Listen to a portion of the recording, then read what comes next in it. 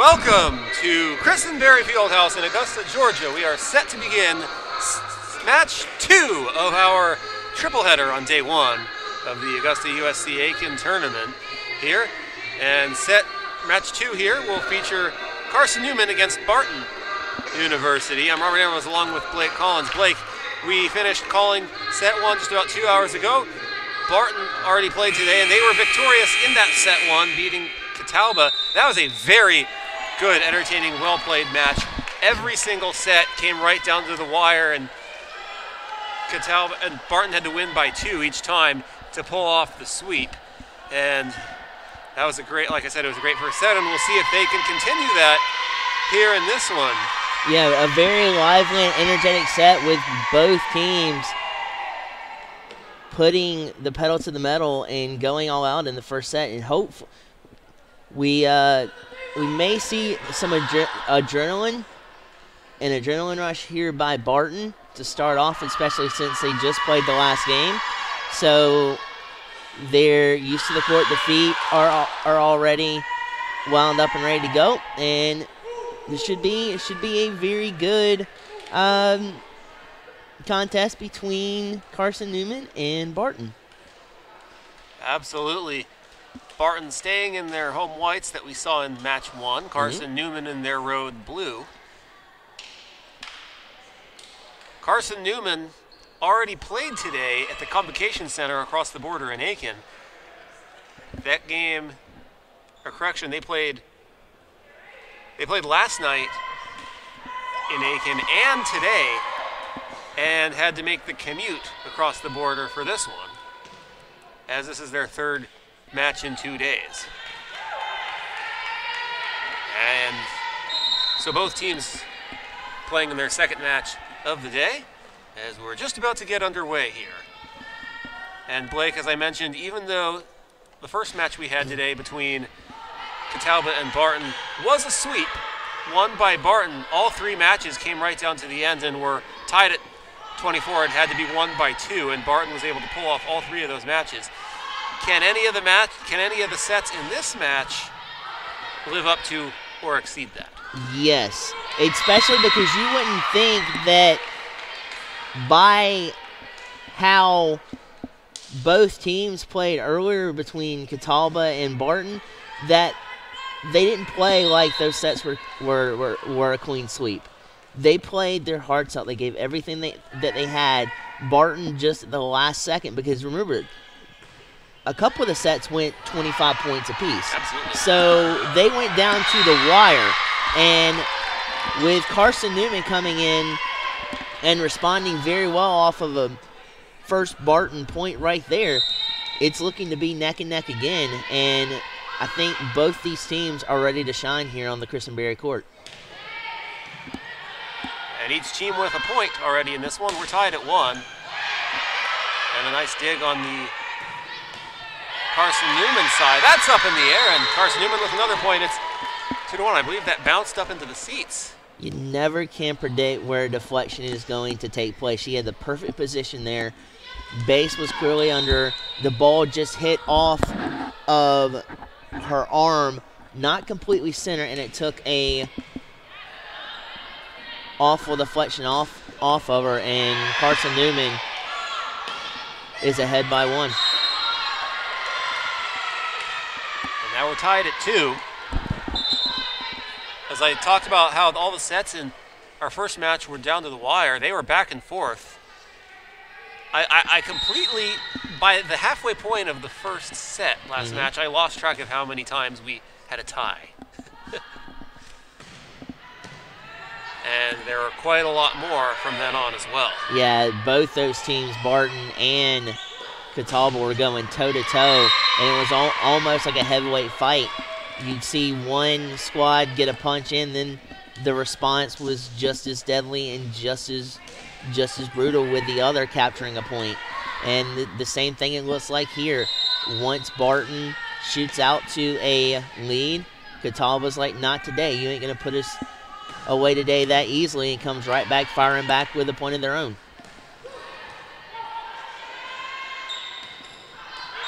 And does that land in bounds? It does not.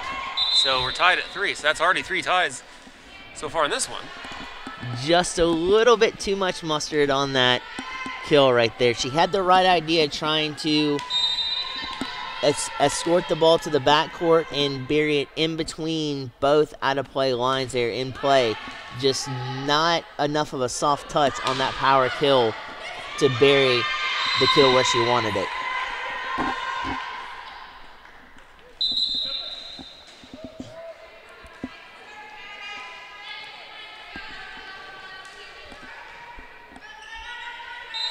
It's 4-3 Barton.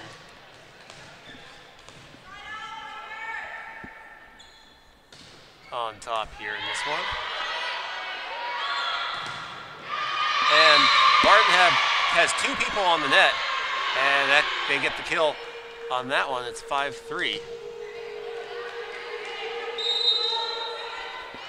If you can hit the ball, or if you can kill the ball where you know it will take a deflective angle that is not conducive to the defense, go ahead and take the shot, and that's what Barton did right there. They knew that they were in a brick wall, but they also knew the angle in which they had the kill presented to them would deflect off of Carson-Newman the wrong way, and they would not be able to instate a back outside of that shot. And if there's any lesson to learn from what we saw from Barton in the first match, is they know how to close out sets, and not only that, they know how to pull out a close one as well, as they did it 3 times. And they did not fail to do it at all. Oh, both these teams show no gumption when behind. They trailblaze their way back into the matchups, and both these teams are killer when they're down. Carson-Newman has shown that plenty of times already early on, coming back from 2 points earlier on to that was before this tie this contest up. So they are showing no fear. Barton, just playing earlier on today, is going toe-to-toe and showing that they are to be reckoned with in this set, already on tired legs. So it is going to be a really good matchup going forward. Barton with a 6-5 lead. They serve it.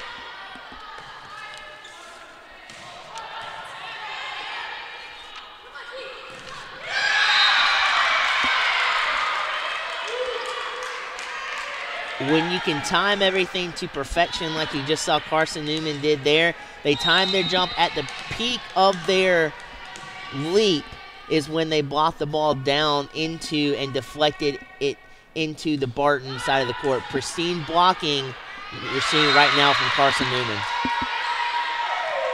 And they get the point there as they are able to deliver it across the net, and they're deliver it low enough so Barton has a hard time getting it over the net, and they hit it basically right back to the net, so it's 7-6. And they block Barton's attack beautifully with the 3 people up on the net. Now they rotate back to the attack, and now we see 3 people on the net on Barton's side. They get it across. Up in the air.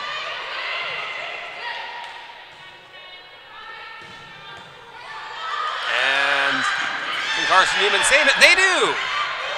Phenomenal job off the beautiful transition from Barton to save that on the Carson-Newman side. That's going to sail out of bounds. Beautiful defense on both sides. Nobody was letting the ball land in bounds, and Barton wins that battle. And the thing that impressed me there, too, even when Carson-Newman was sprawling out, passing out of bounds to save that point and dig that point out, you saw exquisite and tremendous body control throughout those digs. Even though they were horizontal and looked like they were thrown off, their body control was absolutely on point to dig that out and get it back over to Barton Newman for them to reset. And they get it over the net defenders.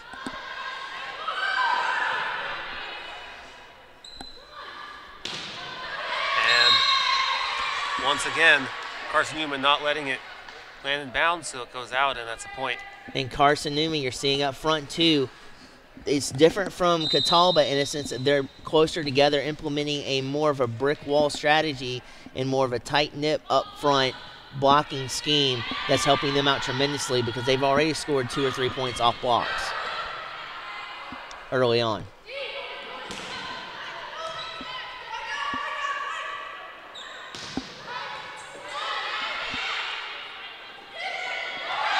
And we have a kill for, going to be credited to Carson-Newman. That's going to be credited to Kendall Cooley, the 5'8" junior who they have up on the net.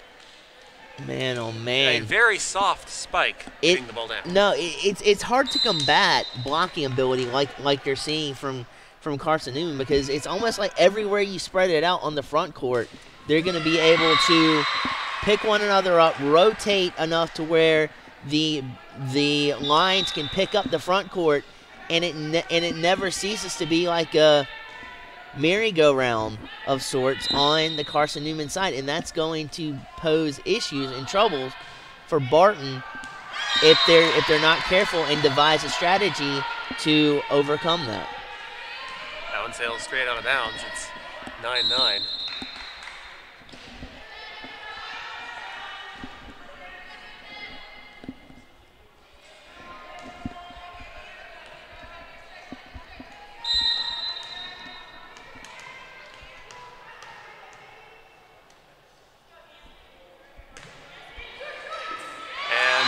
What a beautiful serve. There was a huge hole on the court on Barton's side where there weren't any players, and awareness on the serve was good, and Hannah Robertson, a 5'4" senior who served it, saw that area and hit it right to there, and this time she gets the service error, so that's a point for Barton, and it's tied at 10. Yeah, Barton on the last point was caught off guard on the back of their heels, and whenever you're caught on the back of your heels and not in a ready position to dig out a serve or a play that's coming your way, it's extremely difficult to keep a play alive.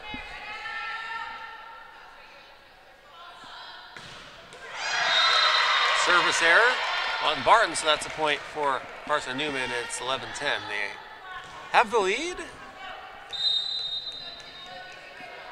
It's another back and forth affair here in this second matchup that we have here at Christenberry, and it's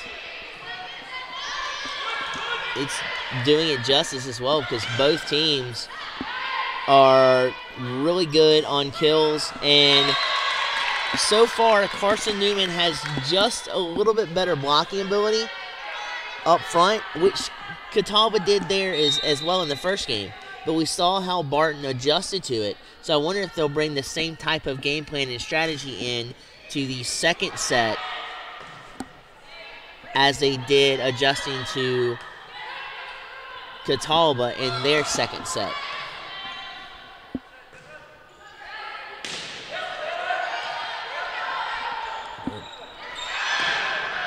It's a beautiful transition and a beautiful setup to the opposite side for that kill.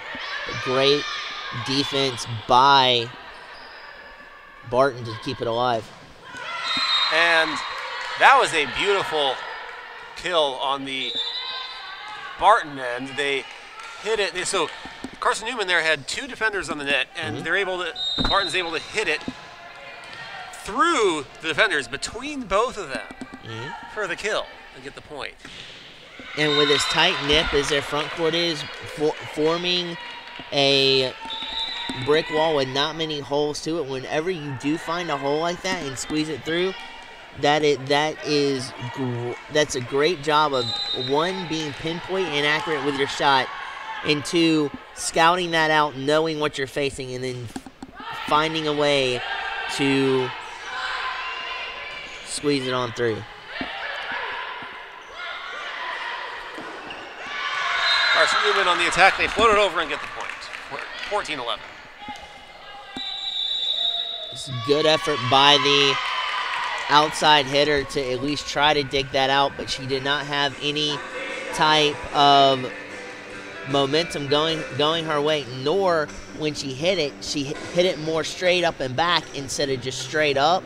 And once you have a little bit of tilt on that dig try like that and and where she was on the court going back, it was hard for Barton to try to rebound any at all on that play. Absolutely was a difficult position. It's good court awareness, hitting it to the right spot as well. Timeout here. So 14-11, Carson-Newman on top of Barton. This is set one of match two of our triple header. Our first triple header in a two-day stretch. There'll be one tomorrow as well, beginning at 11:30 in the morning. And we'll have games at 2:30 and 5 to wrap up the tournament tomorrow. This spectacular two-day event here in Augusta, Georgia.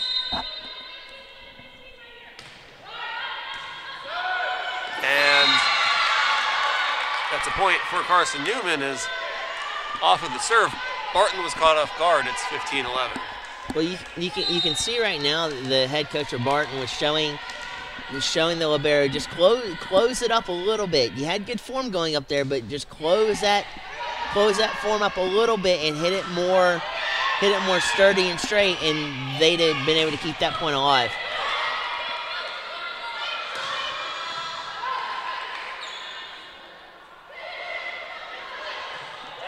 And what a beautiful backup by Carson-Newman. They had the three people on the net, but people backing them up when it got by them. Yeah, now they're back on the attack. Point for Barton. Just as you were about to say, the rotations were solid for Barton.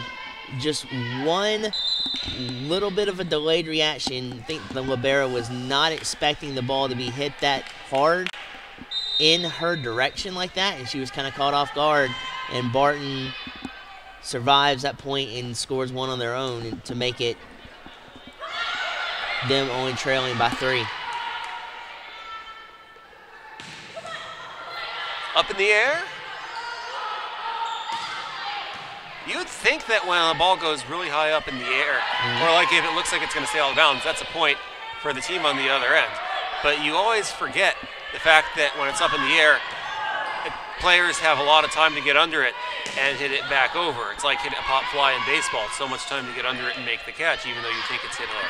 Well, and that also depends on whether it's a kill or a float over, but also, more importantly, the position of the players when it starts and when it's in the midst of the kill to be able to defend it. Because not only do you have to have good positioning, but you would also, as you see a save there by Barton, you want to have good positioning and a base under you as well to be able to drive the ball up and dig it out and save the points that are trying to be capitalized on.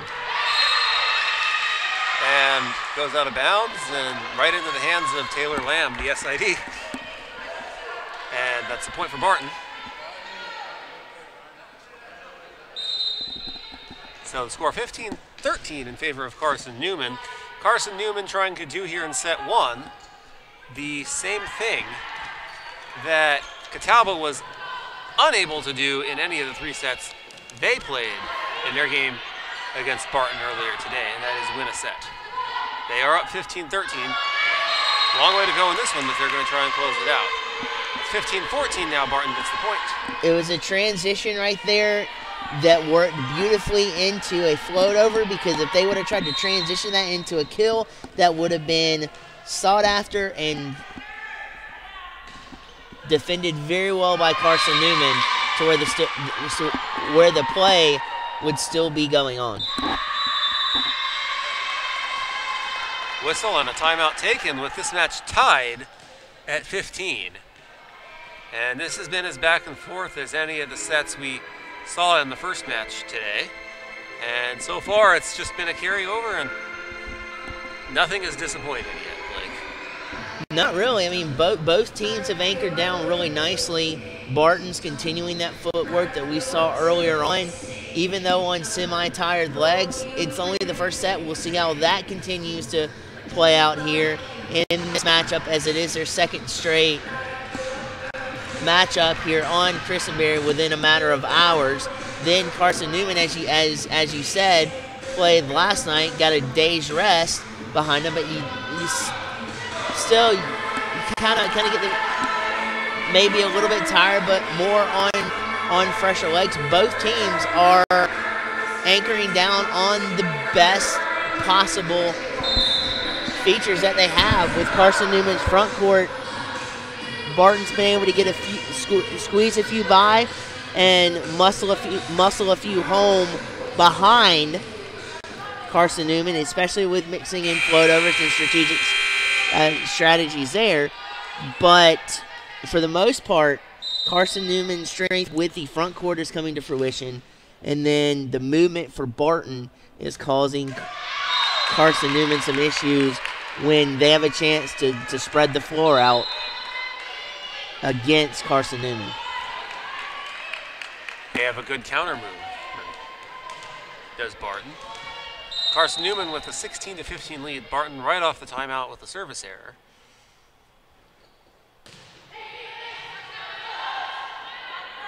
Now Barton on the attack, and that's going to land out of bounds. Point for Carson-Newman, 17-15.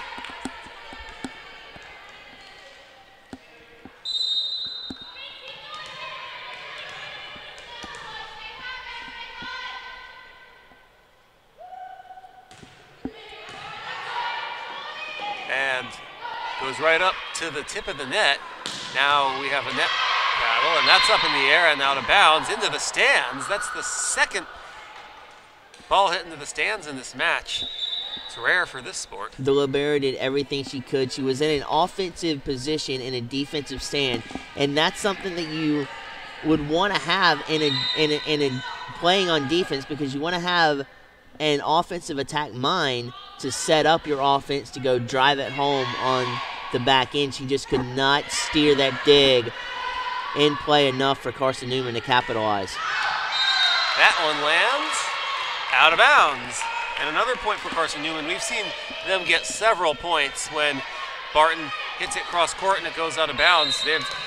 Barton doesn't really have much places to hit it with the way Carson-Newman has things drawn up and the positions they have their players in, and it's caused Barton to hit several balls out of bounds, and another one there. And good awareness by Carson-Newman to react well and know not to go after hitting those, giving themselves an easy point. And another timeout taken by Barton as they trail at 19-16. Well, with the physical mistakes, you just don't want those to metastasize and become more prominent and lead to more runs and more stringing together of points to allow Carson-Newman to spread their wings and capture this first set. Now, physical mistakes are easier to deal with and easier to correct than mental mistakes.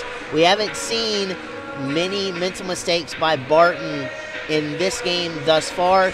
Keep those to a bare minimum and play your game to get back to shoot back right on into the contest. You're only trailing by a 4-point deficit, and you showed Catalba and you've shown Carson-Newman that there is life in you if there's one final heartbeat that you have, and you're not going to die. So keep on fighting and get back into this contest. Carson-Newman does have a 3-point lead. Barton hits it over. And this time, Barton gets a point that Carson-Newman has had several of in this game as a result of the ball going out of bounds. It's 19-17. Yeah, she had the lane that she wanted to drive through, just a little too much power on that touch. And it found the ball sort of out of play. And so does that one. And it's 20-17. I don't think this ball wants to stay in bounds at all. Well, with that deflection off of the defensive setter, it was an awkward angle to begin with. She had it more the dig out more low than you would normally like it to be, which actually caused it to kind of deflect up and back, and that's not where she wanted to go. But then there was too little time for the libero to adjust, and therefore point went to Carson-Newman. Another one to Carson-Newman there. It's 21-17.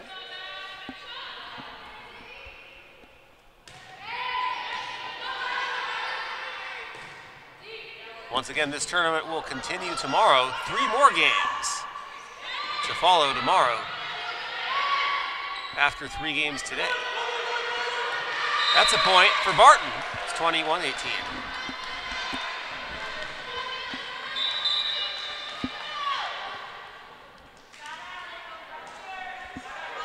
You've also got Augusta on its home court closing out tonight in the 7 o'clock matchup as well. We look forward to bringing that one to you. We'll have all the action here on the Augusta University Athletics Network on YouTube. And Robert Ambrose, along with Blake Collins, and Blake and I will bring you all the action, like we said, and also let you know if you're in the area, admission and parking are all free here at Carson-Newman Fieldhouse.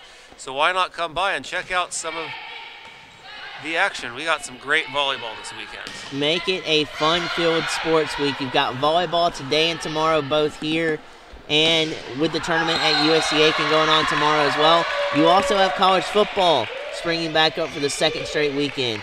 And then the first week of the NFL season is Sunday. So it is going to be a very good sports weekend for the sports enthusiasts, and we're just glad that you chose to be a part of it here with us at Carson-Newman Fieldhouse today. Absolutely. Fall is one of the best seasons for sports because you have volleyball, football going in full swing. In October, you have that with the baseball playoffs all in one at once. It doesn't get much better than that. It really doesn't. And speaking of the NFL getting underway on Sunday, the big opener yesterday, the Eagles began defense of their title, of their Super Bowl title with a, I know you're a Falcons fan, I don't mean to rub it in, but the Eagles defeating the Falcons last night in a very entertaining game. It was absolutely entertaining. Both teams gave it their everything last night. Yeah, the Eagles pulled away, but hey, there's still a lot to be played for, a lot of season left in the books. We'll see what happens, but the Eagles starting off soaring against a red-hot Falcons team coming off the Super Bowl last year. Absolutely. A game came right down to the end. Matt Ryan had the Falcons within striking distance. But you know what, though? I mean, you want to talk about close calls and going back and forth. We've got a pretty good Eagles-Falcons type of game that you saw last night right here in Barton and yes, we did. Carson. And we got this one here. Carson-Newman going back and forth. Now Carson's starting to slide on up and slide in front of Barton and starting to separate themselves with set point here. But man, oh man, what a battle. And Barton gets a point, staying this one 24-21. We are at set point. Barton has not lost a set in this tournament, and they trail 24-21 here in the first set of this one. Beautiful dig on Carson-Newman's end, and they get it across. And that goes out of bounds, point for Carson-Newman, and they take set one. So for the first time in this tournament, Barton drops a set as Carson-Newman takes the first set. And we will take a quick break, Blake, and when we come back, we will preview set 2 of match 2 of our triple header. Augusta University Athletics Network on YouTube. We'll be back.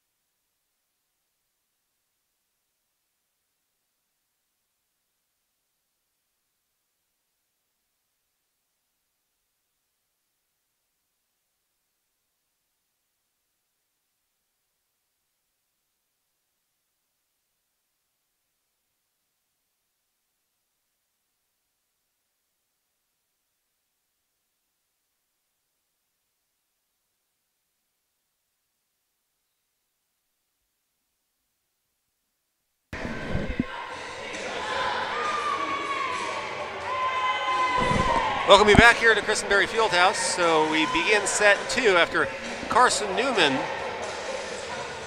wins set 1 as Barton has faced adversity for the first time in this tournament, dropping their first set, and now they have to play from behind here in set 2 to try and even this match.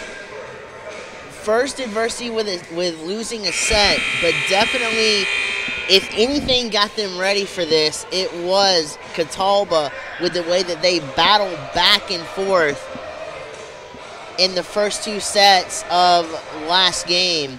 So Barton's well adverse to this, well set up for this. Let's see if they can still defend it very well. And let's not forget either, Robert, that Carson-Newman is also playing back-to-back games. They just had a little bit of a rest on a bus ride over here from USC Aiken.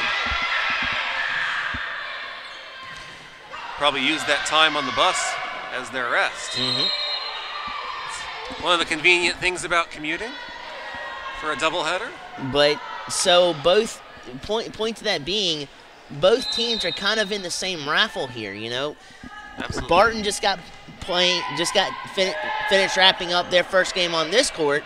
Well, Carson-Newman got finished wrapping up their second game, their first game of today on USC Aiken's court. Absolutely. So as far as stamina goes, as far as all that goes, we're back at square one. Both teams are coming in strong, coming in hot, and it's going to be one of those games that's going to come down to mistakes, who forces them, who makes them, and who can't readjust and who can't re-strategize against what the other team is doing. And that's something we'll find out about here in this set. Oh, absolutely. Most likely. It's 2-1 favor of Carson-Newman. Barton on the serve, and that goes directly out of bounds. That's a service error and a point for Carson-Newman. It's 3-1.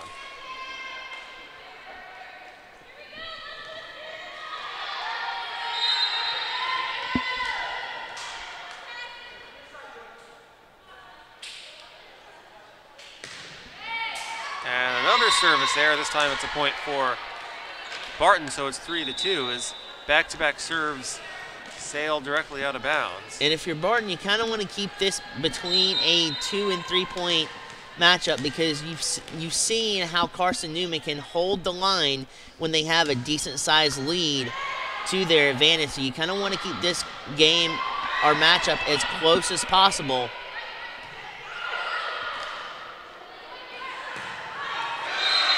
That land in bounds? It does. Point Carson-Newman. They lead it 5-2. You want to talk about precision and accurate, more so accurate than precision, but man, oh man, that was sliced right between the libero and the opposite side defensive setter, right pinpoint in between them where both of them could not reach it to dig it out. And another service error, and Barton gets a point, so it's 4-3. Right now, the adjustment that will have to be made, and it's going to be a huge advantage for the first team to do this. Yep. Both teams struggling with serving here in the start of set 2, so whichever team can clean that up first can jump out to an advantage. Speaking of adjustments to be made, we have a battle of the net going on right now. Barton on the attack, and that lands just out of bounds. So you go from a floater over the top by Carson-Newman to a dead shot kill on the side of Barton. The only thing that was a little bit off there was the velocity and the touch on that kill, and it just rode outside of the inbounds line.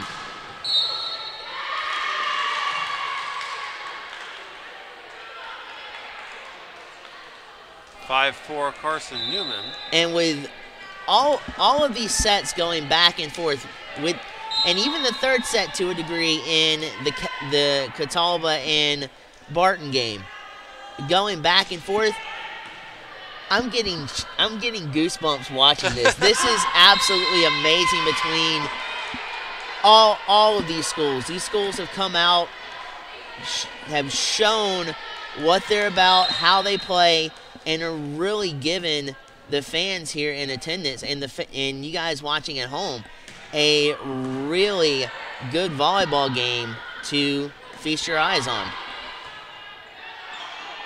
The second really good volleyball game we've had today. And I do not believe it will be the last either. Oh, no. Absolutely not. I mean, we still have one more tonight and then 3 more tomorrow. So it's a very good possibility that more back and forth encounters will occur. And another service error, and we're tied at 6. Right now it's a back and forth encounters with the service errors. Well, it's like it's one of those things where you kind of get a little bit caught up in the moment and you kind of over plan your serve just a touch, and you forget about how much power you can put behind some of them, and losing that kind of hinders you a little bit, and that's partly what you're seeing on some of these is not being able to control the power behind the serves.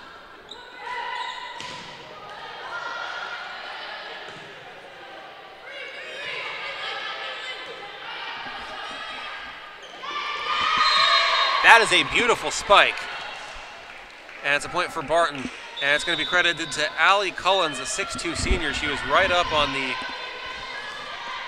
the net. And she hit it right through the 2 defenders of Carson-Newman guarding the net. And just hit it out of their reach on the spike. And that ties this at 7. She's a senior from Tarpon Springs, Florida. Went to Tarpon Springs High School. And she was also high school teammates with her current teammate on Barton and Madison Thompson. Thompson is also a senior on Barton, so those two, they've played volleyball together for quite some time. Which means the chemistry between them is awesome, and they know where the other one is on the court. Being together that long, it's hard not to know where the other person will be. Well, they become predictable after a while in that regard. And for teammates, that's predictability is a good thing, because it's when you're surprised by the other one is when you don't cover up a teammate's tracks and you don't dig anything out, or when you cost yourself points. Now, if you're the opposing team, surprises and other things would be in order because you don't want to be predictable. But in the case of being teammates, I think a lot of times that's a good thing, because of just being on defense, you could cover up more holes that way too.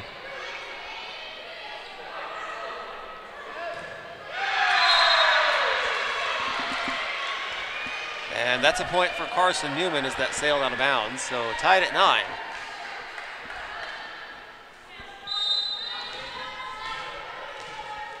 This is such a great facility, Blake. The Christenberry Fieldhouse. There's a lot more here that goes on besides the volleyball matches throughout the fall and the tournaments that we've had the last couple of weeks and the basketball stuff in the winter. There's a lot more that goes on in this place. I'll give you an example of one right now. We've had 2 Legends of Wrestling shows down here. You've had Mick Foley on this floor. You've had Ric Flair on this floor. It's a nostalgic gym for a place that's nice. You have, and that's just one example of what can go on here. And to your point, that this place can house more than just sports and more than just volleyball and basketball, which is a good thing. Which is definitely a good thing. But the focus has always been on volleyball and basketball, which is always fun to watch as well. Did you get to attend any of those wrestling events? I did not, because I was working outside with volleyball in the first one, or softball with the first one, right next to the gym. And you know how I am with being a huge baseball and wrestling fan. It was killing me to miss that. But working right beside here while that was going on in the first one, and then we were both over at Lake Olmsted Stadium covering baseball when the second one happened. Wow. Yeah, the AU softball field right across the street here, as well as the beautiful AU golf course. It's not the same golf course that they use for the Masters, but it's just as nice. Absolutely. A lot of great facilities here on the Augusta University campus. Got a couple of good saves out of the near side there by Carson-Newman that kept this play in survival mode, and now Barton's in survival mode.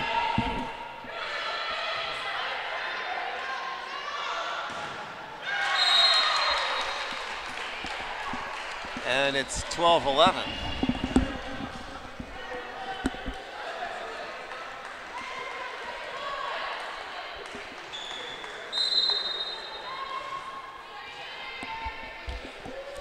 If they ever have another one come here, though, that's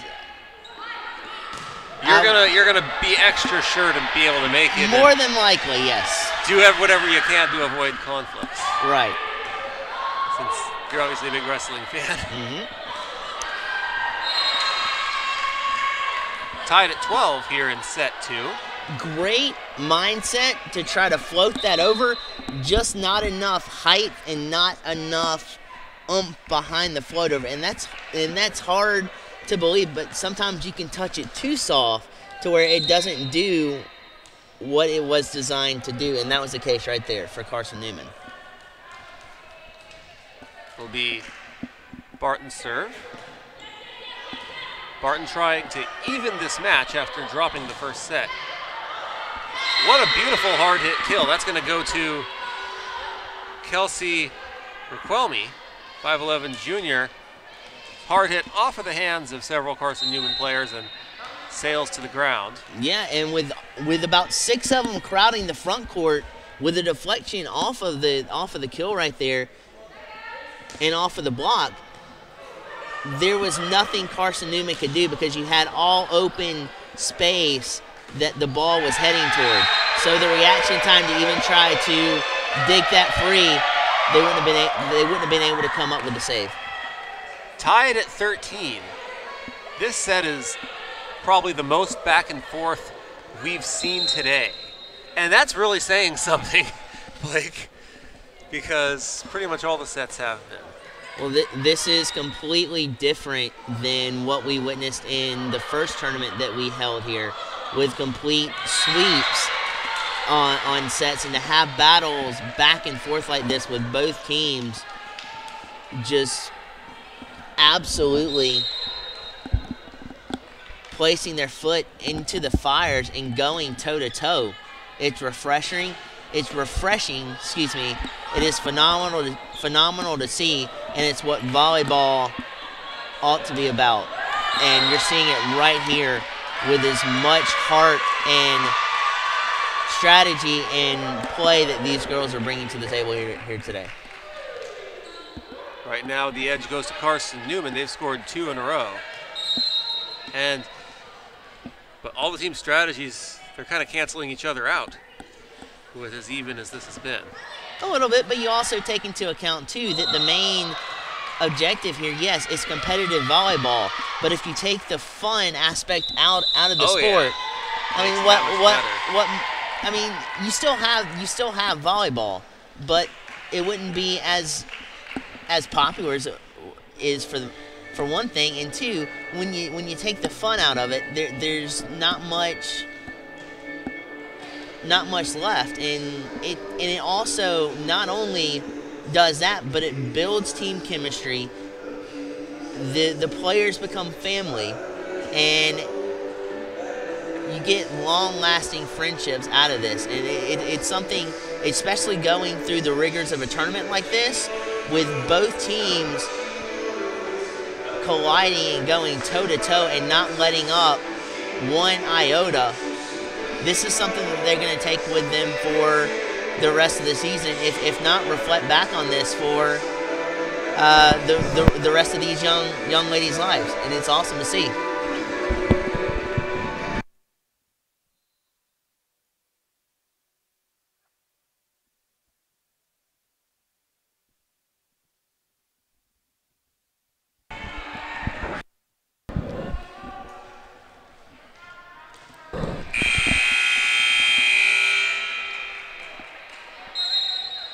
About building towards conference play, and then at the end when you reflect, yeah, you'll remember how these tournaments helped in your growth. And gelling as a team and all that stuff.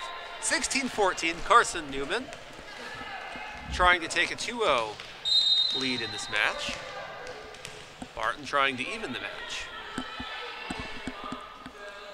And in addition to us talking earlier about everything that goes on in this facility, we have looks like a PE class going on behind us of AU students. And what a great day it is to go to class, getting to have gym class on the same day as a volleyball tournament. I mean, yeah, but I'm just hoping that they don't get distracted by what's on the court and they focus on what their task is at hand. Now, in terms of what's on the court, you've got a really nice set right there by the defensive setter and tremendous blocks in the front court by Barton, but the angle and the deflection careened off and didn't land in Carson-Newman territory. And as a result, it's a Carson-Newman point, so they lead it 18-14. They have the serve. And on the response, Barton gets it across.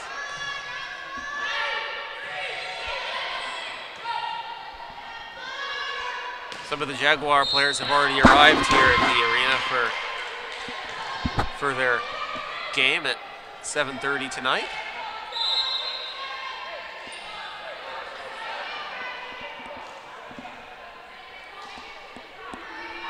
(18-15). We'll see Ashley Owen to serve it.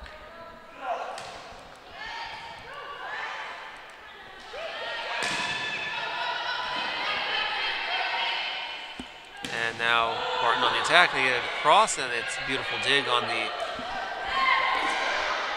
Carson-Newman end. Oh, beautiful job getting it over. The will to not give up on that play and not let the ball even touch the hardwood floor was tremendous right there by Barton. See that on both sides. It requires a lot of diving after balls. Well, you saw at least four Barton players, 3 on the front court and 1 on the back court, dive to save a dig and save the point. It's phenomenal heart you're seeing, and give both teams props because they're unleashing everything they have on this court, and it's fun to watch. 19-16, Carson-Newman.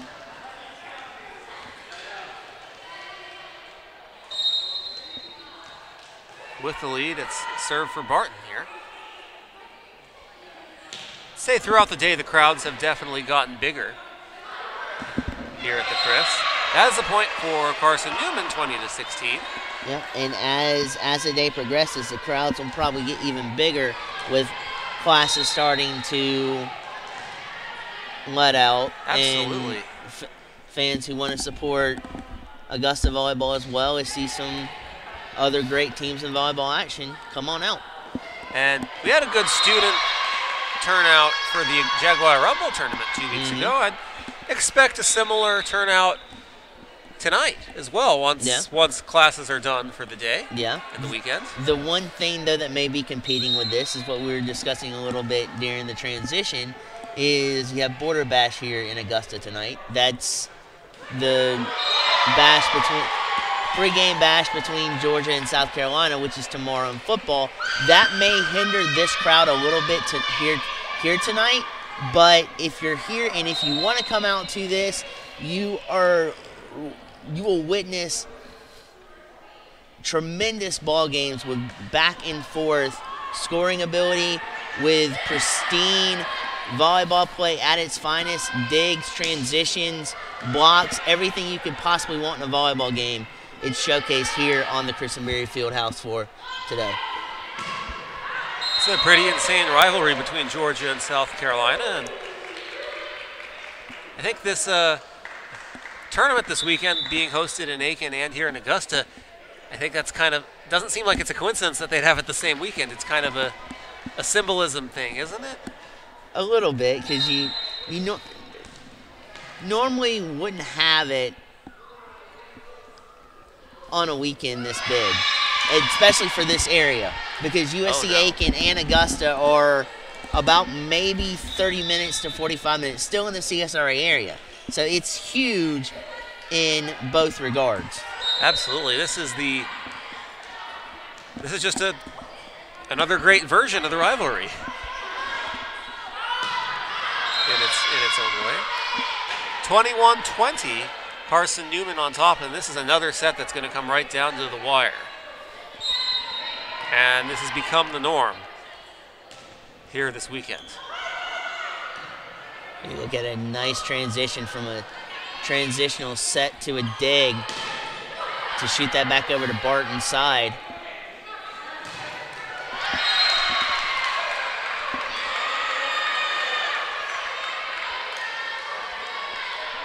Carson-Newman got caught mistiming their jump there, though, and it hit. They blocked the ball, but it hit at a portion of their hand to where the only angle coming out of it was directed down at the net, and they could not gravitate towards saving that dig off of the block. And now we're looking, Robert, at a 21 deadlocked matchup. That's exactly what we have here. This might be a preview of what the score will be late in the game tomorrow between Georgia and South Carolina. Could be, but that will be tomorrow, and yes, it will be. it'll be interesting. But right now, though, I mean, you got Carson-Newman's having good trench work up front, and Barton's moving their feet tremendously in trying to cover up some of the gaping holes in the court for Carson-Newman to exploit, and also trying to say, hey, you know what?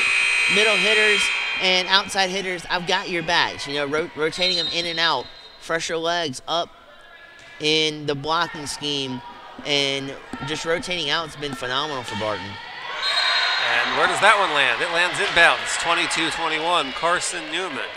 Well, one went low and one stayed up top to go high, and the kill penetrated through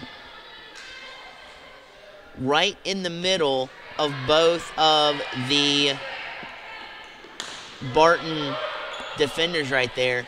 Great positioning on that kill. And that's a point for Carson-Newman as they use the sidelines to attack. Yep. And we have a timeout taken.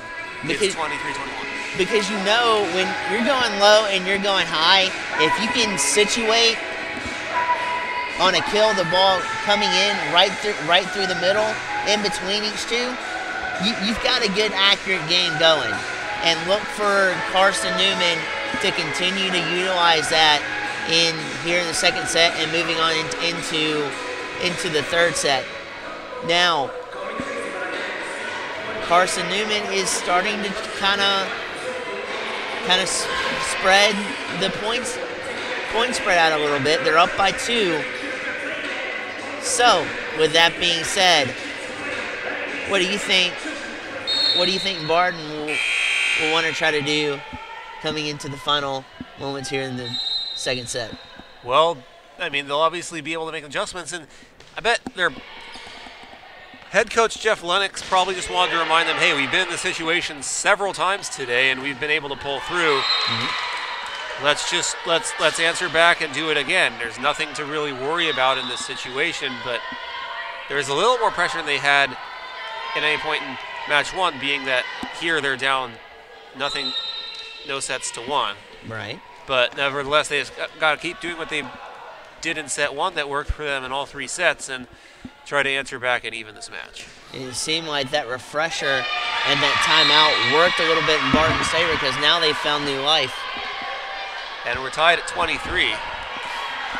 And when you can discover new life late like this, it rejuvenates not only your whole team on the court, but any substitutions coming in, they've got new life, invigorated legs, and it will turn around a team and a team's momentum just like that. So it's a good thing Carson-Newman right there kind of put a halt to it just a little bit. But we'll see how this set point plays out for Carson-Newman. 24-23, and now 24-24, and someone's going to have to win by at least 2 here now. It's no longer, for the time being, a set point.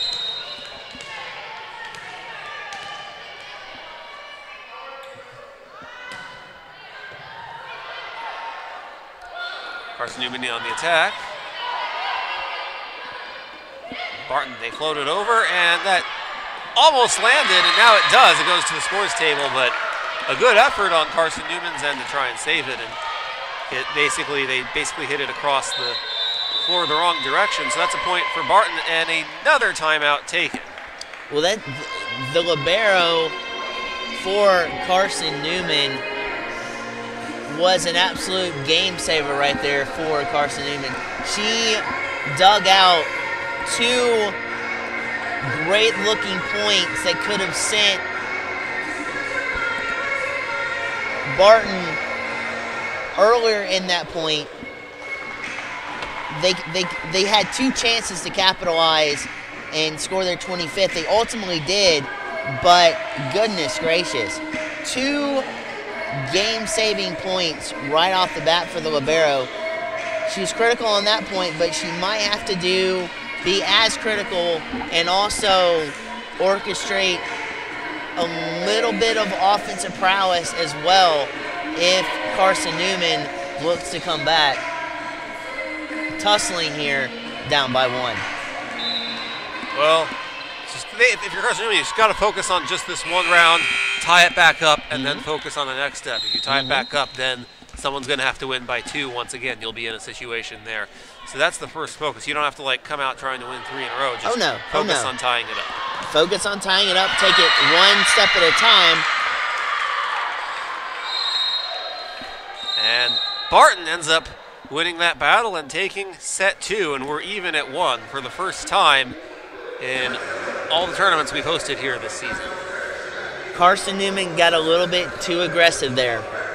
They pulled 4 in the front court, kept 2 back, and a block off of a deflection coming off of Carson-Newman's side, deflected over, and Barton encapsulates and captures the second set. And you're right, for the first time here, we've got a deadlocked score in terms of sets won, and with new territory, may just breathe new life for both teams. It absolutely does. So we now know there'll be at least 2 more sets here in this match, as we are even at 1 for the first time. For the first time in all the tournaments that we've hosted here at Carson-Newman Fieldhouse this season, there will be a 4th set. And it seems like we're long overdue for one of those, Blake, and we know that this match will most certainly have one of those. But before we get there, let's take a focus on set 3, which is coming up. We'll take a quick break, and when we come back, we will talk about that set 3 here on the Augusta University Athletics Network on YouTube.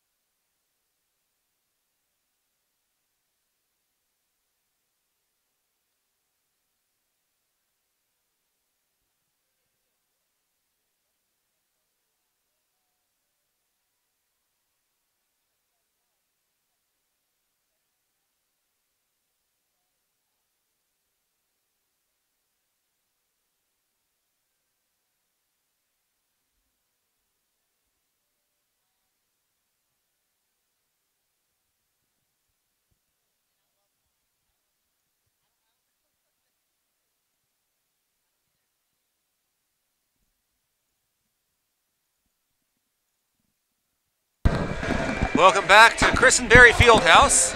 We are set to start set 3 of match 2 of our triple header. We know that there will be at least 2 more sets, including this one, Blake. This is tied 1-1. Carson-Newman took the first set. Barton answered back by winning set 2 to even the match. And as we are set to start set 3, Blake, what do you expect to see?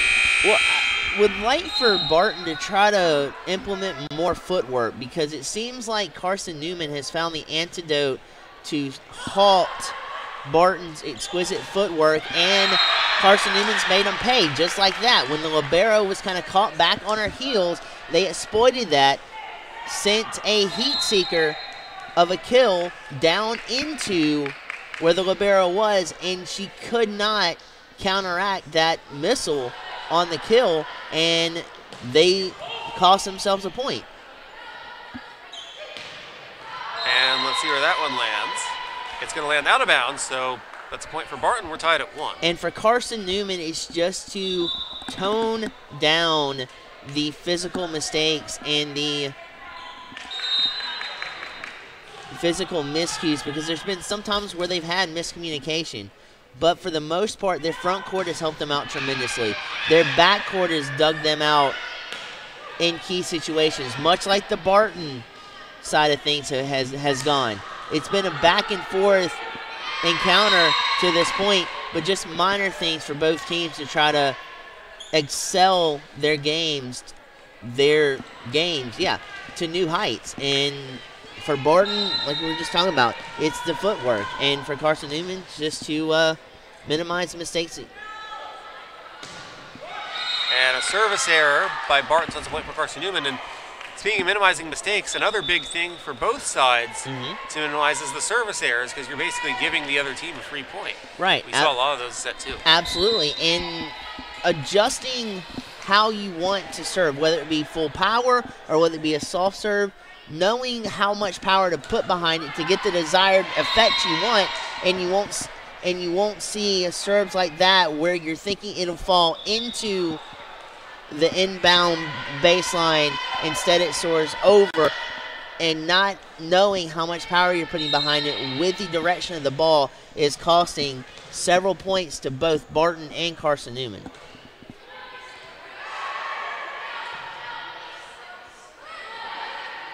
And Barton with 3 up on the net. And speaking of, you were talking about Carson-Newman in their front court versus their back court.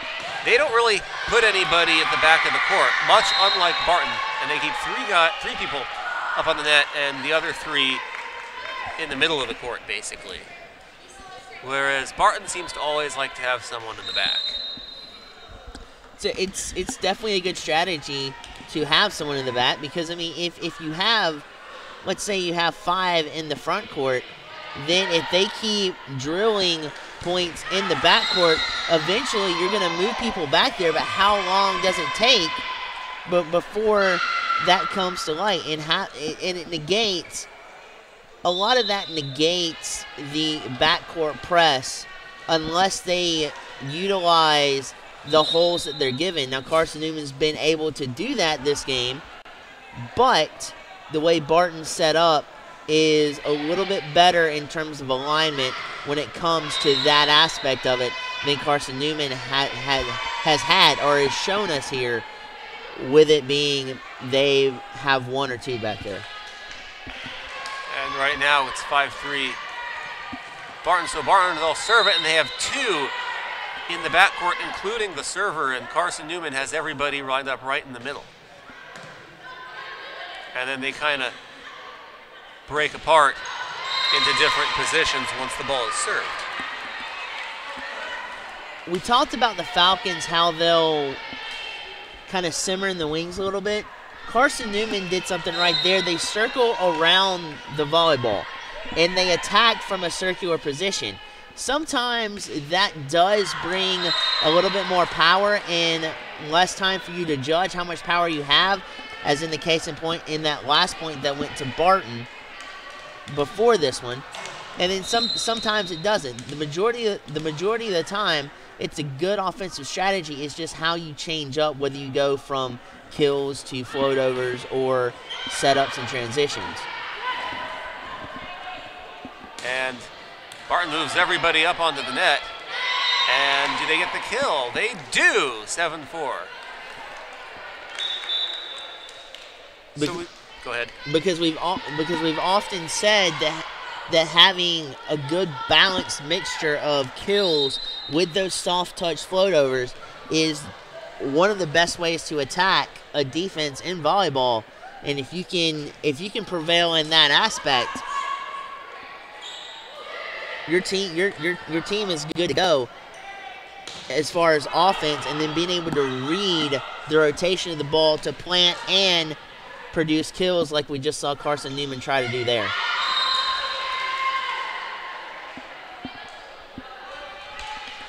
(8-4) in favor of Barton.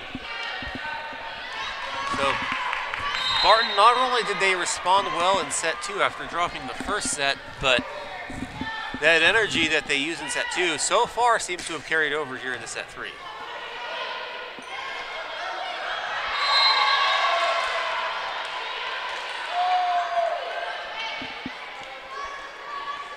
Now 9-4, Barton.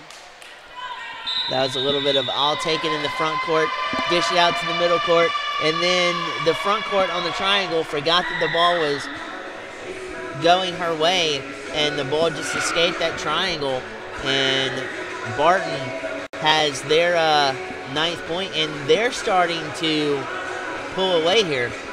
Yes, they are, and that's why Carson-Newman decided to take a timeout here to try to figure out how to avoid letting that happen and respond well, and basically after dropping a very close second set, how to avoid letting that beat him a second time here in this one. And so far, not off to a good start, and they need to be able to stop the bleeding right now before it gets any worse. And that's going to be tricky, because if Barton can institute more foot movement like we saw in the first game that they played, or the first matchup that they played, that's going to be hard. That's going to be hard to game plan against. And a good, strong front court will help, but that's not going to be all of the strategy to fight against that.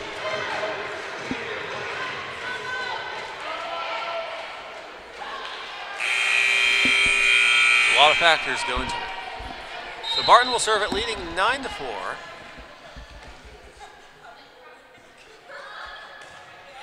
Once again, you see Carson-Newman with everybody starting in center court on the serve and then moving into attack position. Now they have 3 up on the net. And they hit it out of bounds. Another point for Barton. It's 10-4.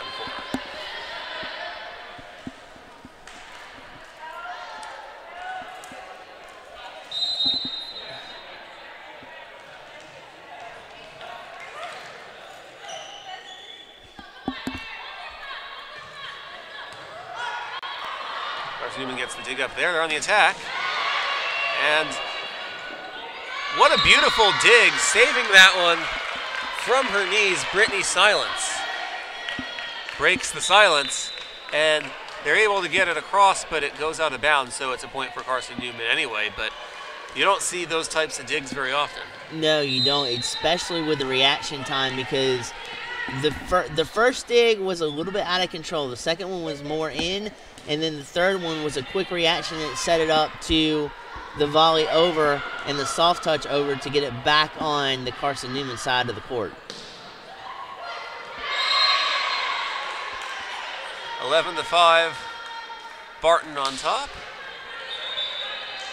And also too, with the digs like that, with as a little bit crazy as they were, those don't always work like that all the time. So it was kind of nice to see digs like that are a little bit cattywampus come back and help Barton out there, because at that point I think it kind of shot Carson-Newman too. Even though, as you were saying, Carson-Newman got the point because of it going out of bounds. And this time Barton gets the point, crowding the net on the kill. They lead at 13-5.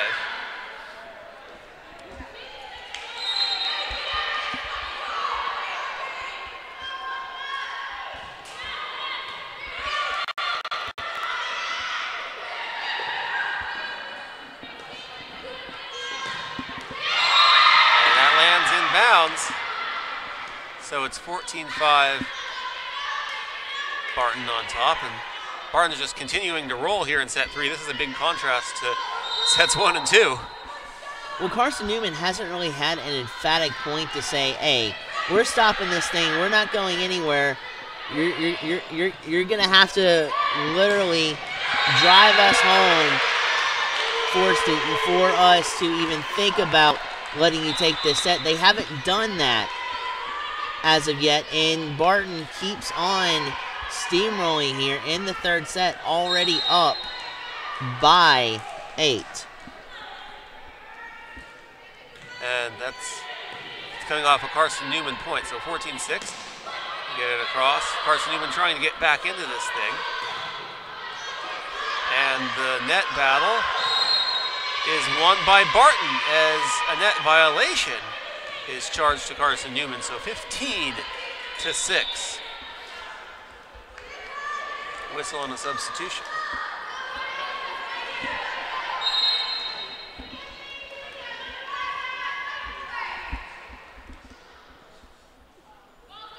Now is the score.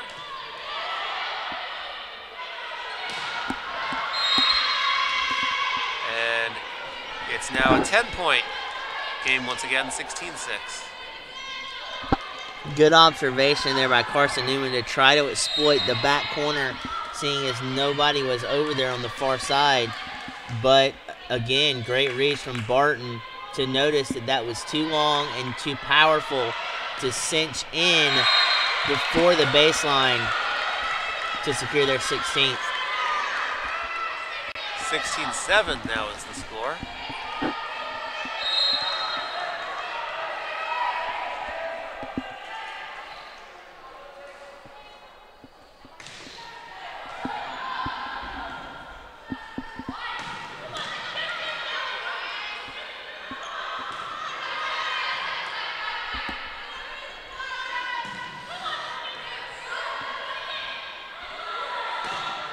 Seeing both teams doing a good job when they're guarding the net. If an attempted kill goes off their fingertip and we have a kicked ball, and that's a point to Carson-Newman, is for Barton, Brittany Silence tried to once again really break the silence and kick it to save it. It shows you how much power she has within her legs and within her base there. I wonder if there's any soccer scouts on hand as well. You never can tell, but the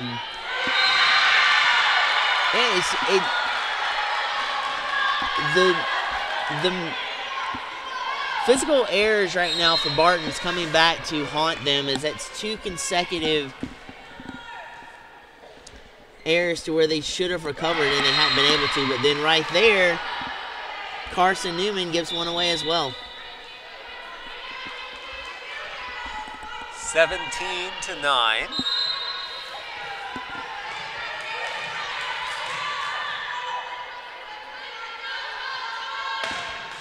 And a net violation on Barton, so that's a point for Carson-Newman. Now we'll have a mass substitution here. Like when teams guarding the net tip the ball on an attempted kill by the other team, they're able to be in a good position to tip it right to a teammate. And that takes real precision. Especially with the blocking scheme being close together. Absolutely.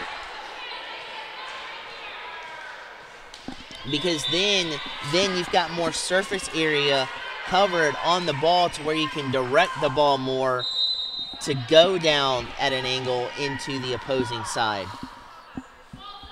18-10 Barton trying to close out set 3 and take a 2-1 lead. And they get a point, 19-10. Yeah, Barton, their front court, having to fight and volley it over, anchor in their 19th point. And just when you thought Carson-Newman was trying to break away and spring out to a good lead earlier, Barton's right back and saying, look, we're here to fight, we're here to play. And look at this lead we just sprung out to. A 10-point deficit for Carson-Newman they're facing here. And they can come back, but it is going to be a tall order for them to. Very tall order. Barton has doubled up Carson-Newman. It's 20-10 here in set 3. And that tall order, it starts now if you're Carson-Newman. Absolutely. Outside of a couple of points, their front court has not been as effective as they have been in the first 2 sets. So want to find positions and you want to find plays to implement that part or that asset to your game. And then there's not much rotational movement anymore from the defensive setters up into the front court rotation, which we saw a good bit of in the second set that came back to help Carson-Newman greatly. And just stuff like that they need to incorporate more into and try to force Barton out of their element and force them to make mistakes where they're not comfortable and creep back up into this matchup.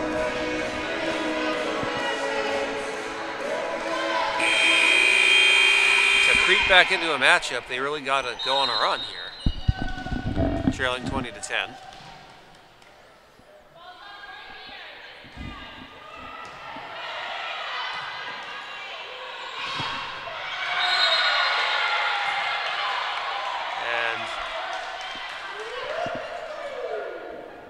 Now 20-11, so they do get a point there. Now I'll have another mass substitution. And at this stage in the matchup, if you can creep within 2 or 3 points of Barton, if you're Carson-Newman, that begins to put a ton of mental pressure on Barton to pull this game out. And that's right where you want to be if you're Carson-Newman.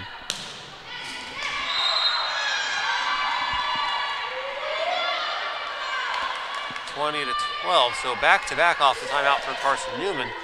So it has begun, still a long way to go.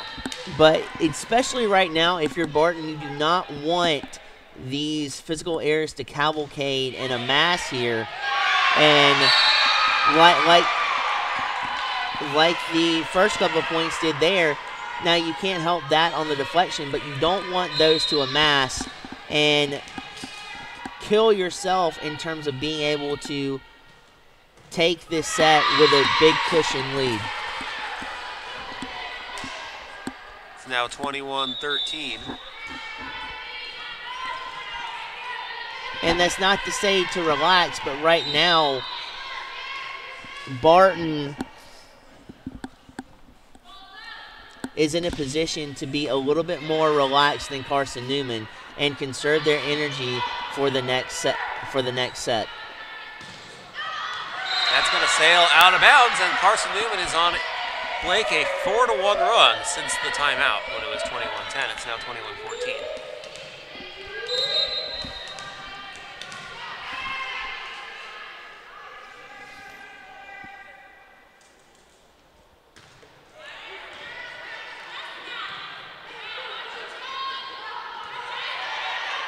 Okay, they volley it.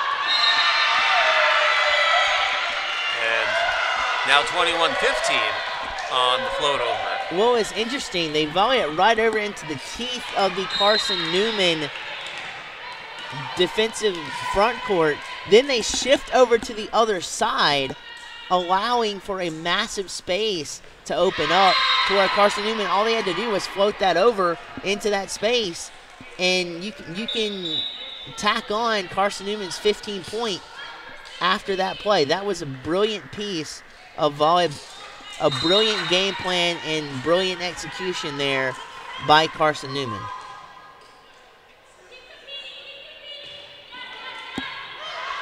(22-15).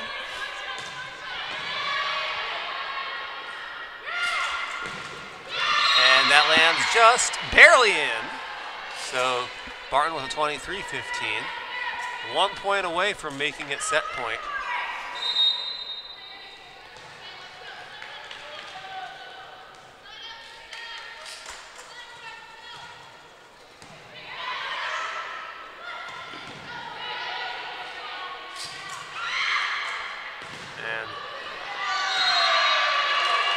Barton was on the attack, but Carson-Newman hits it right down as they had the 2 people towering right over the net. Well, when you've got two blocking forces going toe-to-toe like that, the ball has nowhere to go. It's going to fall dead right on the side of where it has the most space to fall on, and that just happened to be on the Barton side of things, and there's not much any team could do about it. And it's 24-16. It is now officially a set point.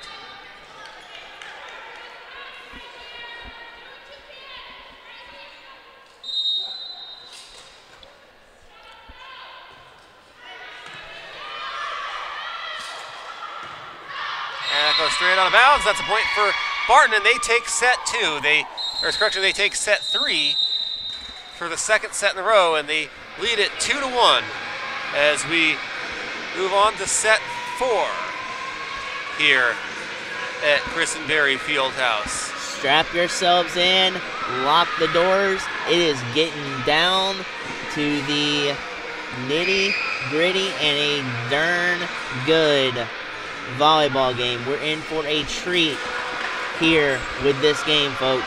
Keep it locked and loaded, and we will be back right after this. Absolutely. We'll be back.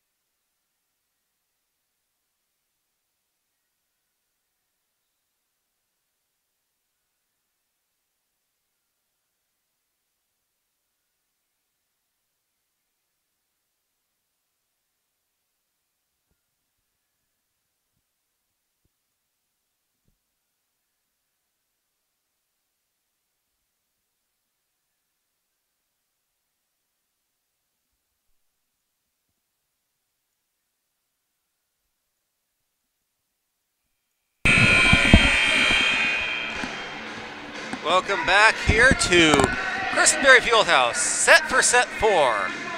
At last we have a set four here in this tournament. We didn't have any in the Jaguar Rumble tournament 2 weeks ago, and we have one here between Barton and Carson-Newman. Barton leads this match 2-1. They dropped set one and bounced back to win sets 1 and 2. And Blake, what do you think, Barton? What should Barton do to close this one out? And also, if you're Carson-Newman, how do you respond after dropping the last two sets to even this up and force a deciding fifth and final set? Well, first of all, you're not going to want to miss what happens in this fourth set. This game has been that good. But for Carson-Newman, just continue to utilize that front court, which has been obsolete to this point for most of the third set, not doing as much damage as they had in the previous sets. And then for for Barton, it's more about controlling the possession, and then while you have the control of the possession in your grasp, not making the mistakes whether it be long serves or whether it be long kills and not having too much power, just playing a good, crisp game of volleyball with the ball being on your side of the court.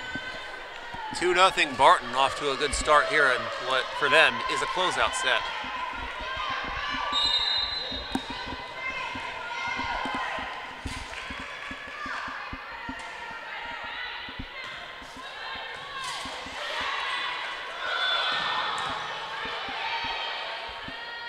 Barton trying to go 2-0 in the first day of this tournament.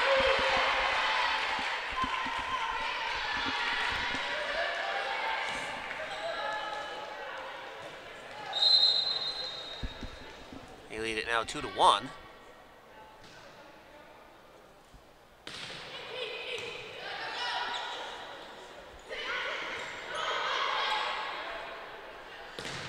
And that beautiful kill that time by Barton, so it's 3-1. Whenever you make a defender, whether it be the libero or the defensive setters, readjust like that with not that much time under it, it's very hard to contort your body and readjust to that flight of that ball and try to make a pass at digging that out. It was just too much for Carson-Newman to handle.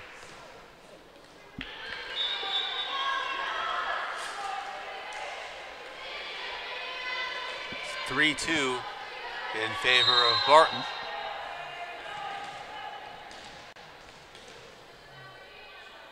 If you're Barton, you want to try to bury Carson-Newman just as you did in set 3. That one sails out of bounds. Point for Barton. It's 4-2. But you also know good and daggone well that they're not going to go down without throwing punches. And the thing about it is, too, when they do, withstand it and come back firing when you have the possession of the ball.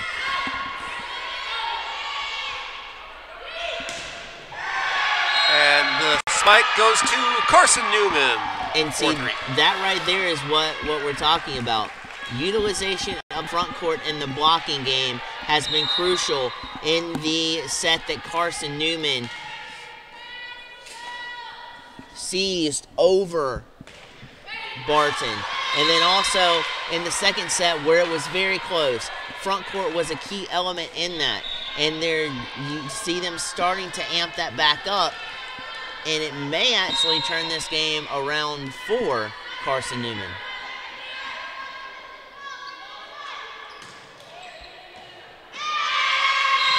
Goes out of bounds. Point for Barton at 6-3.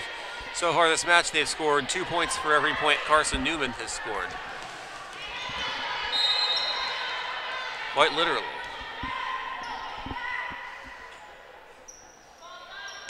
There's the serve. And where does that one land? Wow, that landed just in. So it's 6-4. There is a major difference with playing being defensive on defense and having an attack and offensive mindset on defense. And that's what Carson-Newman did right there. Even though they were playing defense, they had an attack mindset, rode the near side baseline tremendously well, and that pinpoint accuracy came back and elevated that point for Carson-Newman.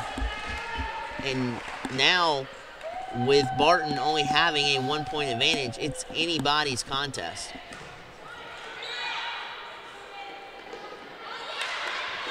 And wow, they get that one over. Does Carson-Newman. And the battle of the net is won by Carson-Newman. We're tied at 6. That's 3 in a row for them. As they battled right back. It's anybody's set. That's 2 or 3 times this set where the front court has had a couple of statements to make, and they've made it very well and very loud and very clear. that one lands out of bounds. Or no, that's in. Point for Barton. So they lead 7-6. They have a substitution here. The Jaguar team has arrived at the arena, and they certainly are looking forward for this one to end so they can take the court for their 7 o'clock match against Catawba. It'll be the final match of this 3-game, today being a triple header. 7-7 the score here. Some of these Jaguar players have waited all day for their match.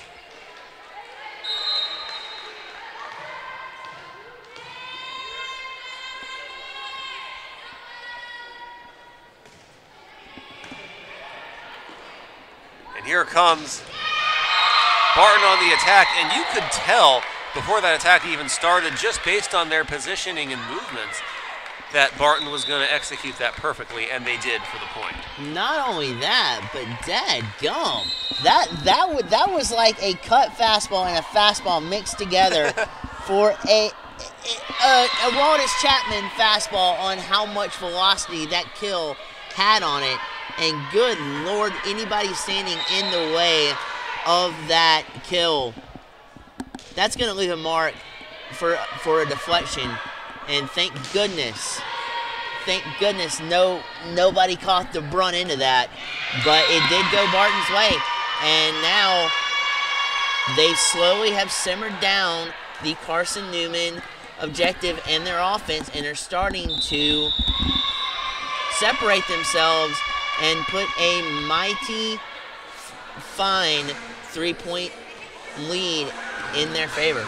They absolutely have. With a 3-point lead, they lead at 10-7, and yeah, not only the velocity on that, and the reason for the such fast velocity on that kill is because of the position and the movement and the timing of it all. Oh yeah, absolutely. And then not only that, but the raw power behind that too.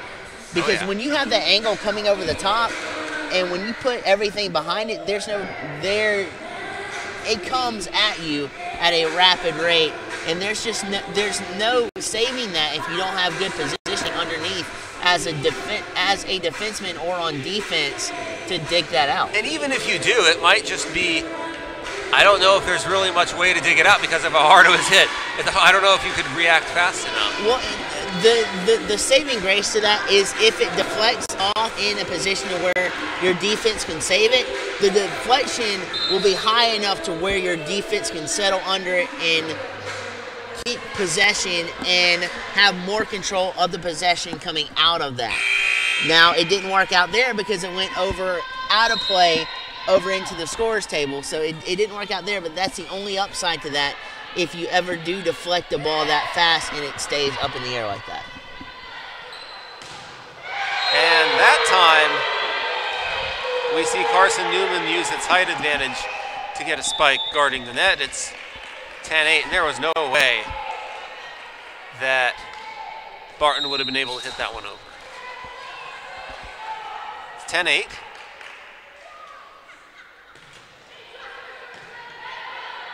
Up in the air and on the attack, and Barton does it again. And yes, that did land in bounds. So a point for Barton, and just, we talked about how fabulous their attack was before the timeout. We see it again here. Yeah, and with amazing accuracy behind that too, because that was riding the fence line there and the baseline. Goodness gracious. You couldn't have asked for a better solution to a more accurate kill than what you just saw out of Barton. And if there's anything that Carson-Newman would want to discuss if they were to take a timeout, is finding a way to respond to that, if possible. 12-8 is the score.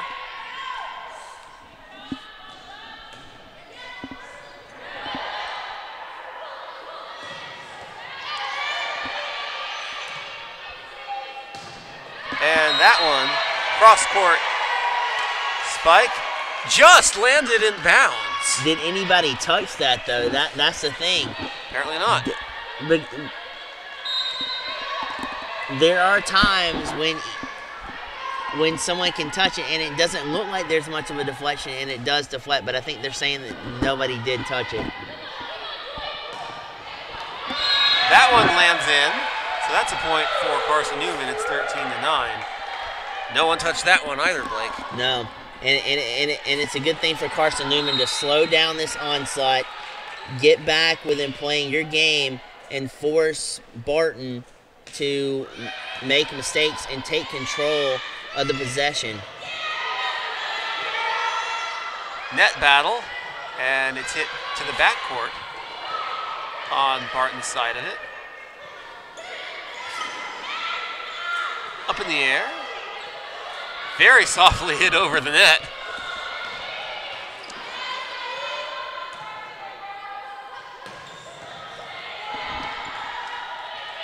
And this is a very long round of volleyball. Both teams hitting it back and forth, and the ball just does not want to hit the ground. And this time it does, and it hits the ground out of bounds. There was a couple of really good saves by Sarah Kirk, the outside hitter for Barton. At one point, she dug it out from her keister and kept the play in possession for Barton. Then on the opposite end, once she got up, she made a diving save to prevent the point from going to Carson-Newman to keep the play in order, and then Barton finishes it out on a mistake. That was a tremendous, as you said, a tremendous battle, and what a game saver there by Sarah Kirk. Barton floats that one over.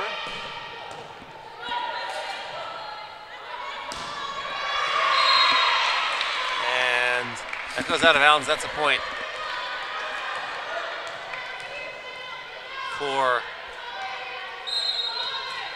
Barton, and it's 15-9.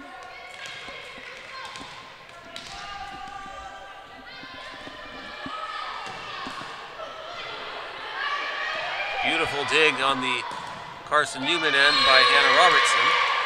She had to dive for that one, but ultimately it's a point that goes to Barton, so it's 16-9 here in this closeout set. And a timeout taken by Carson-Newman. Blake, what should be discussed here? For Carson-Newman,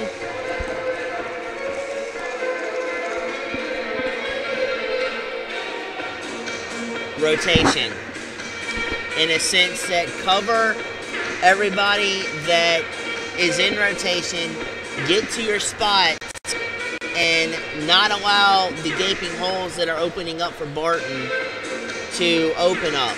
Make them create their points. Don't give them any more points. And that's also very conducive to the mistake area too. In a sense, don't let mistakes metastasize and basically have two or more physical or mental mistakes to give Barton a more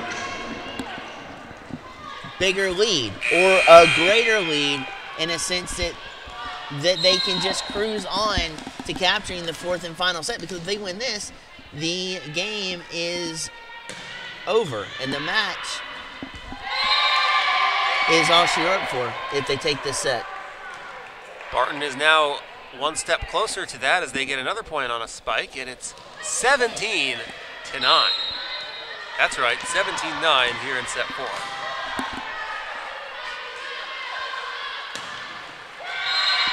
That hits the net.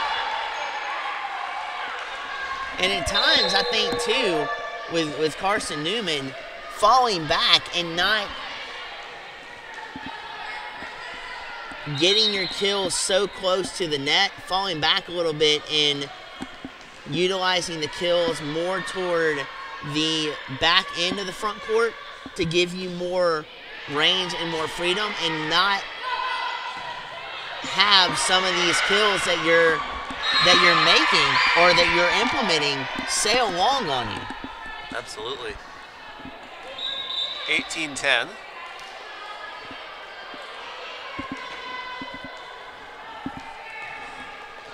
In favor of Barton.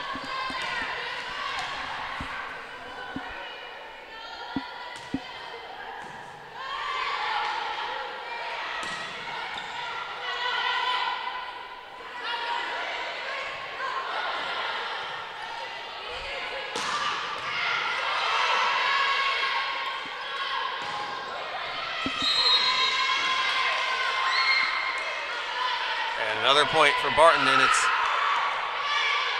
that a point? Yes, it is, 19-10.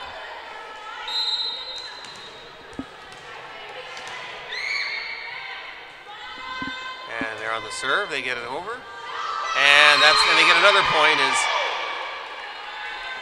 Carson-Newman was not prepared for that one. So for the second set in a row, Barton doubles up Carson-Newman with a 20-10 lead.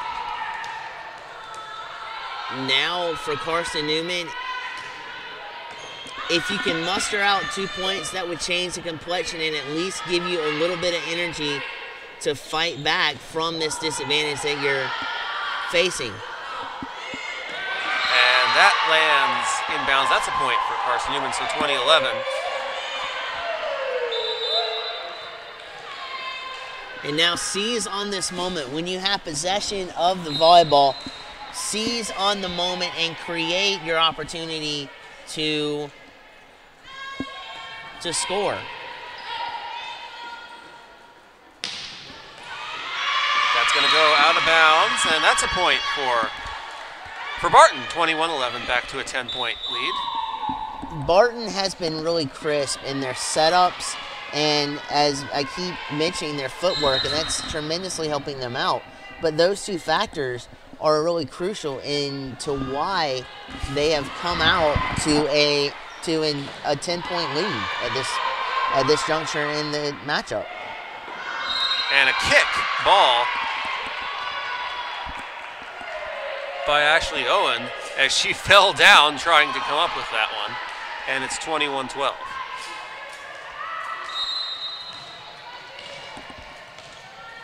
You ever seen a kick like that before? In kickball a couple of times. In kickball, okay. Back in elementary school, but not on a volleyball court.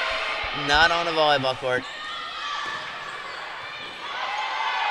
Diving dig by Joy Rhodes, and a diving dig on the other end by Caitlin Elkins. So we see a diving dig by each team here in this round. Ooh, nice tip over, but good recovery by the front court to keep it afloat.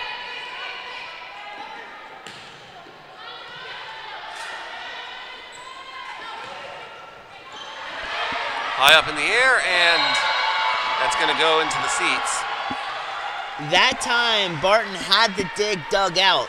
It was that last little twist after they dug that redirected that dig too far to where they could even think about trying to recuperate and keep the point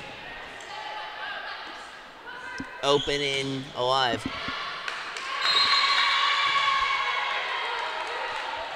(22-13), Barton with another point, another substitution on both sides. Barton trying to close this one out and finish the day 2-0. Now remember, Barton also has a date with USC Aiken tomorrow, their final game at the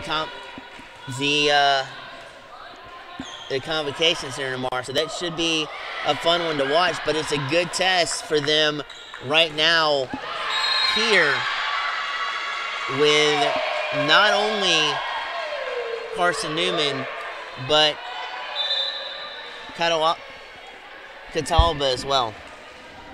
Absolutely, it is. Jaguars getting ready to face Catalba in just under 45 minutes from now. And a whistle as the serve is made, and a violation. Or no, they're going to give a point right to Carson-Newman. I'm not sure what the ruling is, though. So 22-15 is the score, and Carson-Newman will serve it once again.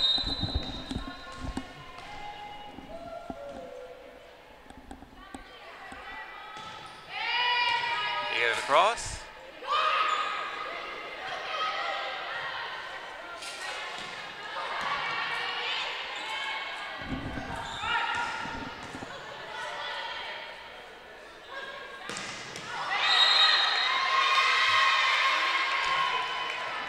(23-15), Barton.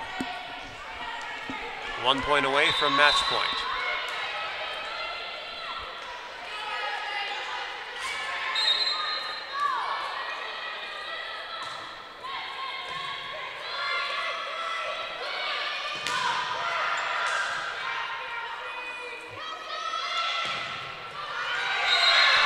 that lands inbounds, and that's a point for Carson-Newman, 23-16.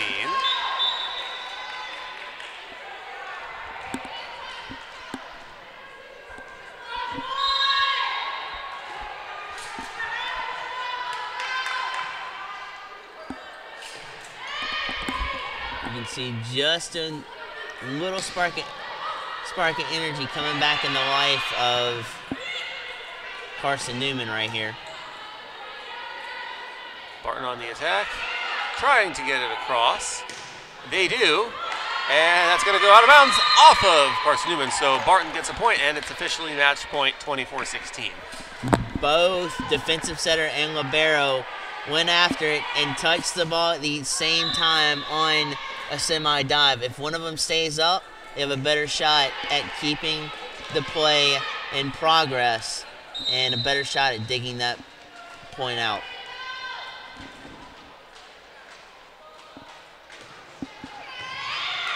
And they get it over. On the attack, Barton gets the point, and they take the match 25-16 here in set 4. They win it, and they improve to 2-0 here on the day.